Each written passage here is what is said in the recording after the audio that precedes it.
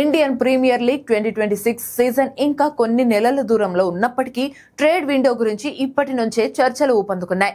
Kolkata Knight Riders all rounder Venkatesh Iyer ను sun Risers Hyderabad తమ జట్టులోకి తీసుకోవడానికి ఆసక్తి చూపుతున్నట్లు వార్తలు వస్తున్నాయి.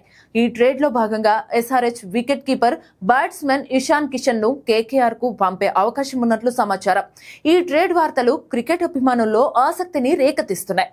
వెంకటేష్ అయ్యర్ 2021లో కేకేఆర్ జట్టులో చేరినప్పటి నుంచి తన సొగసైన బ్యాటింగ్ తో అభిమానుల దృష్టిని ఆకర్షించాడు. 2021 సీజన్లో 10 ఇన్నింగ్స్లలో 370 పరుగులు సాధించి 41.11 సగటుతో అద్భుతమైన ప్రదర్శన చేశాడు. 2023లో 404 పరుగులు, 2024లో 370 పరుగులతో తన స్థిరత్వాన్ని నిరూపించాడు. 2024లో కేకేఆర్ ఛాంపియన్ గా నిలవడంలో అతని పాత్ర కీలకమైంది.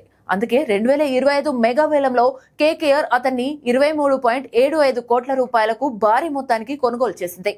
అయితే ఐపీఎల్ 2025 సీజన్లో వెంకటేష్ అయ్యర్ ప్రదర్శన అంచనాలను అందుకోలేకపోయింది. 11 మ్యాచ్లలో కేవలం 7 ఇన్నింగ్స్లలో బ్యాటింగ్ చేసిన అతను 20.28 సగటుతో 142 పరుగులు మాత్రమే సాధించాడు.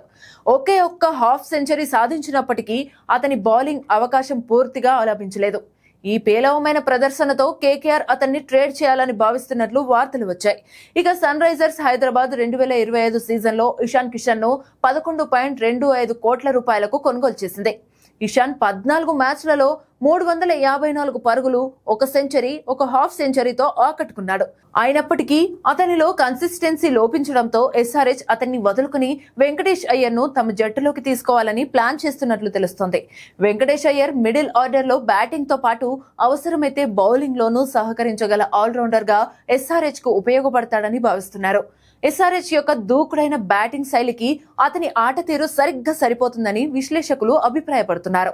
ఈ ట్రేడ్ ద్వారా ఇషాన్ కిషన్ ను సొంతం చేసుకోవడం ద్వారా కేకేఆర్ తమ బ్యాటింగ్ లైనప్ ను బలోపేతం చేసుకోవాలని చూస్తోంది.